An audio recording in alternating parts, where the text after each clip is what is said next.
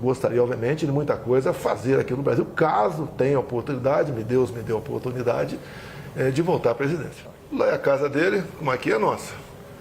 Quem não está de forma legal tem que buscar uma maneira de se legalizar. Não são apenas brasileiros, se calcula um pouco mais de 10 milhões de ilegais lá. Uma parte disso foi gente que não tinha qualquer qualificação para ir para lá. Empurraram para lá muito tipo de gente que frequentava até presídios em outros países.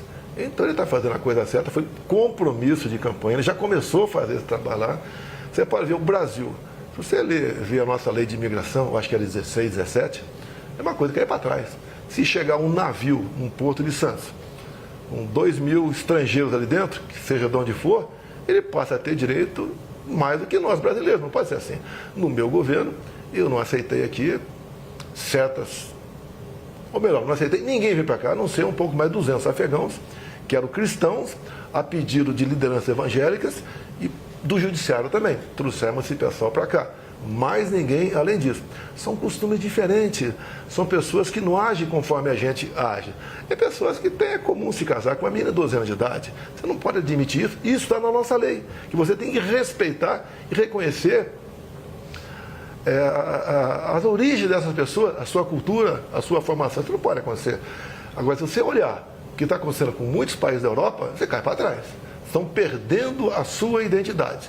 Alguns achavam que essas pessoas iam chegar lá e ser grato àquele país, muito pelo contrário. Estão com uma agenda própria, cuidando de si e trabalhando para que esse novo pedaço de terra seja semelhante ao que eles ocupavam anteriormente. Então, a Trump não mentiu e está fazendo a coisa certa. Nós não temos esse problema aqui.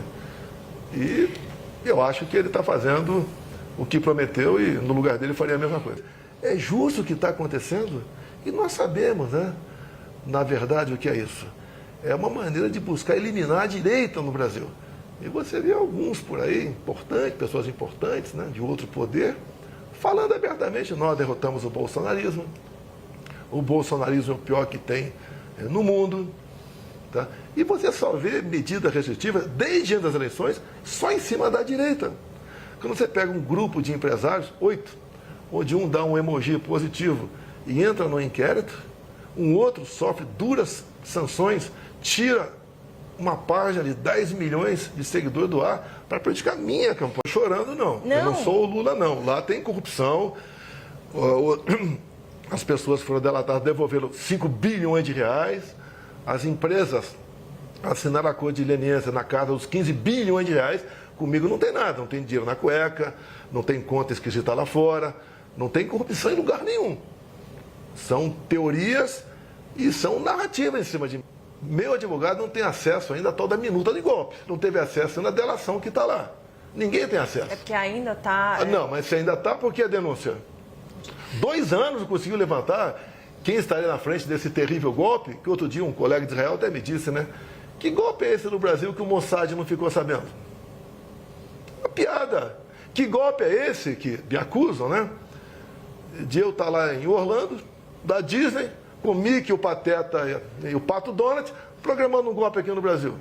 A PF chegou ao ponto de dizer que eu transferi meu dinheiro para os Estados Unidos, mais ou menos 800 mil reais, que eu transformei em dólar, para dar um golpe. Você vai dar um golpe com 800 mil reais? É, que seria, pelo amor de Deus, seria para o senhor se manter lá enquanto o golpe estaria em curso. Se alguém quiser dar um golpe, ele iria para qualquer outro. Que PF mequetrefe é essa, hein? Dos Estados Unidos? É o último país para você fazer um ato como esse. Ainda, só para a gente... Até essa própria reunião ontem aqui na AGU. Da AGU, os caras não foram, pô. Você está ignorando, pô. Tá ignorando. A gente vai fazer o quê? Vai fazer o que fizeram com o X, 30 dias afastado? Vamos fazer com essas plataformas todas? Tirar o WhatsApp. Como é que fica o Brasil? Como é que fica o Brasil? Tá, vamos voltar a idade da pedra? Vai ser sinal de fumaça, tambor? Se bem que isso é um interesse, não entendeu? O atual governo aqui está aí. O Lula conseguiu em 2018, após uma condenação em segunda instância, tá, ir para a África, com 2 painéis. Um painel era unidos para erradicarmos a fome na África até 2025. Vai acabar com a fome da África esse ano. E o outro é juntos combatendo de frente a corrupção. O cara condenado em segunda instância foi para a Etiópia, que acabou não indo por outro motivo, mas o Supremo deu liberdade para ele. Como ele andou pelo mundo também, condenado em primeira instância, sem problema nenhum. Por que essa perseguição em cima de mim? Qual foi o meu ato que eu transgredi alguma coisa? Me responda, qual foi o ato? Você não acha? Aí ele tentou dar um golpe. Se ele tivesse tentado, o que é tentar dar um golpe? Sinceramente, que eu sei que o senhor é um homem muito franco, o senhor acha mesmo que dá para até 2026, devido à conjuntura, o senhor voltar a ser elegível? Se eu não for candidato por uma perseguição de um ministro que diz que eu abusei do poder político ao me reunir com embaixadores, e a segunda inegibilidade, abuso de poder econômico. Quando acabou o 7 de setembro, deixei minha faixa lá no palanque e fui num carro de som, que era do Silas Malafaia, e falei para quase 1 milhão de pessoas. Não gastei um centavo naquilo. Não usei a estrutura do 7 de setembro para falar com o povo que estava ali fora. Isso daí é uma negação à democracia. Quem deve escolher o seu representante é o povo, e não um ministro do TSE. Então, sem a minha presença, é uma eleição parecida com a da Venezuela, onde a Maria Corina e o Capriles foram tornados inelegíveis por 15 anos com a acusação: atos antidemocráticos. Quais foram os atos antidemocráticos? Ocupar um carro de som e criticar o Maduro. E o Maduro, e lá, você só conseguiu descobrir, né, que houve fraude porque o Maduro aceitou há 2 anos, num acordo lá com os Estados Unidos e com a oposição, de ter o voto impresso. E ele riu, né, aceitou o voto impresso e afastou 2 pessoas por inelegibilidade. Já na Nicarágua, é um pouco mais sincero, lá o Ortega. Ele não afasta nem torna inelegível. Os 7 opositores estão na cadeia. Vamos fazer eleições sem oposição aqui no Brasil? Que sem eu na direita, hoje em dia, não é oposição. Porque sem o senhor não tem oposição, o senhor não acha que outras lideranças da direita ou figuras da direita também podem representar a oposição? Cita os nomes. O senhor quer que cite? Vai citando. Tá, vamos lá. Tarcísio de Freitas. Representaria a direita? É um excelente gestor, ninguém nega isso aí. Não, você tem que fazer conversar com o povo, né? O que acha dele. Se ele está maduro para representar a direita ou não. Ronaldo Caiado. É um estado com pequena densidade eleitoral. Ele é muito bem avaliado lá, mas não sai de lá. Qualquer saída fora dele, né, não tem aceitação, não tem nome. Romeu Zema. Bom administrador também, mas, no meu entender, conhecido mais em Minas Gerais ainda. Se você escolhe o estado do Nordeste, quiser ir comigo lá, você escolhe, a gente vai, você vai ver como o povo me trata. Pablo Marçal. Eu evito conversar sobre esse cara. Por quê? O cara está fora do barato, não conversa com esse cara. Não. As medidas dele eu não gosto do Boulos, mas aquele negócio do atestado falso, essa fake dele agora de conversar com o Trump e tinha sido um tempo atrás. Então você tem que ter autenticidade, transmitir realmente confiança para a população. Então eu não vou discutir o Paulo Marçal, deixa ele para lá. Eu acolhi um tempo atrás, conversei com ele, ele saiu aqui eu conversei fora com ele. Chegou na Câmara, mostrou a medalha, que tinha dado a medalha para ele, que eu estivesse apoiando ele para a Prefeitura de São Paulo. Não dá para conversar com uma pessoa que conversa contigo aqui, lá fora fala outro completamente diferente, né? Tem um baita no potencial, mas ele tem que se controlar. Não está confiável. Depende, pergunta para o povão aí. Gustavo Lima. Conversei com ele um tempo atrás, no dia seguinte, ele viria ao Senado, no dia seguinte apareceu a candidatura dele para a presidência. Eu tirei o pé. Você precisa, né? Ele tem idade e tem popularidade. Tá? Do resto, a gente não conhece. Eu não conheço o resto dele. Então, vocês poderiam entrevistá-lo, né?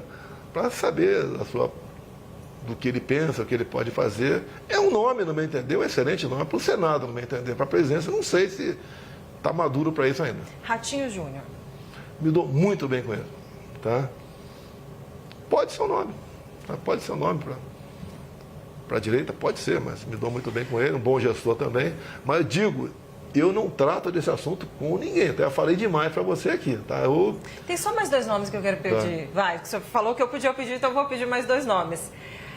Um nome interessante, Flávio Bolsonaro. Olha, nasceu em 1981, né? Está com 44 anos, se não me engano, acho que é essa conta aqui. Um excelente nome, preparado, tá? Tem uma experiência, um bom articulador, é um baita do nome. Não é porque é meu filho, assim como o Eduardo também é uma pessoa madura, tá? Tem um vasto conhecimento de mundo, inclusive. Podem ser opções, o Flávio, o Eduardo, pode ser. Sim. Michele Bolsonaro. Aí eu converso com ela quando ela voltar, agora cheia de saudades, né? Está voltando nos Estados Unidos. Eu converso com ela. Eu sei que quando você faz pesquisa, eu vi na Paraná pesquisa, ela está sempre um pouquinho, quase a mais de erro com o Lula. Esse evento lá fora vai dar uma popularidade enorme para ela, tá? Aí eu tenho que conversar com ela, o que eu tenho conversado com ela, somos casados, né? Cada um tem sua vida. Não, você casou, você tem que dividir tudo, né?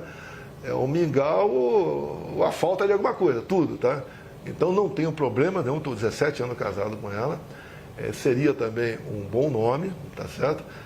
Com chance de chegar. Obviamente, ela me colocando como ministro-chefe da Casa Civil, pode ser. O senhor seria ministro da Casa Civil? Dela seria qualquer coisa, que ela mandasse ser, eu seria. É interessante. Eu não tenho crime. Eu peguei o Brasil, o Temer deu uma arrumadinha no Brasil e nós resolvemos a economia mesmo com a pandemia, mesmo com a guerra. Fizemos coisa demais. Até o Bolsa Família, que era de 190, passamos para 600. Levamos água para o Nordeste. Você, em 2010, levava 100 dias para abrir uma empresa. Comigo, menos de 24 horas. Nós criamos o PIX, deu-se clima toda. Foi no meu governo o PIX, depois do auxílio emergencial. Você não viu o caos do nosso governo, apesar da política do fica em casa, a economia te vê depois. Foi um bom governo ou foi? Você nunca viu um time de ministros como o meu. Só que na eleição passada, o povo escolheu o Lula, né? Ou não? Olha, eu ando pelo Brasil, o povo me ama. Nem durante a campanha não arrastava ninguém por aí. Houve uma campanha enorme contra mim. Por exemplo, TSE botou o dedo na balança. Eu não podia falar que o Lula defendia aborto. Eu não podia mostrar o Lula lá na comunidade do Rio de Janeiro, ao lado de líderes comunitários que só foram eleitos graças à bênção do tráfico. Eu não podia falar do Lula que o cara roubava celular para tomar uma cervejinha. Eu não podia botar o Lula ao lado de Ortega, ou de Fidel Castro lá atrás, ou de Maduro agora. Eu não pude mostrar a imagem minha no enterro da Rainha Elizabeth. Eu não pude mostrar as imagens do 7 de setembro. O TSE fez uma campanha massiva para jovem tirar título de eleitor. Essa faixa etária, 3/4 vota no PT. Foram 4 milhões de jovens que tiraram o título. Eu, na reta final, tiraram de mim 1,5 milhão de inserções mentirosas, me acusaram até de pedófilo. Eu já vi que alguns partidos, alguns parlamentares já estão protocolando pedindo impeachment. Eu não quero tomar frente no primeiro momento.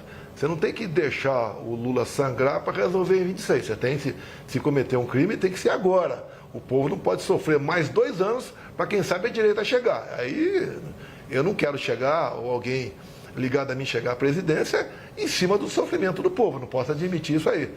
Voltando à inelegibilidade. Por que a Dilma foi cassada e continua elegível? Por que o Lula foi tirado da cadeia, anulado, tudo lá, não sei o que lá, elegível? Por que eu fui inelegível? Qual foi meu crime? Última pergunta. Quero saber da sua saúde, como é que tá? Eu estou com 69 anos, fazendo 70 daqui a 2 meses.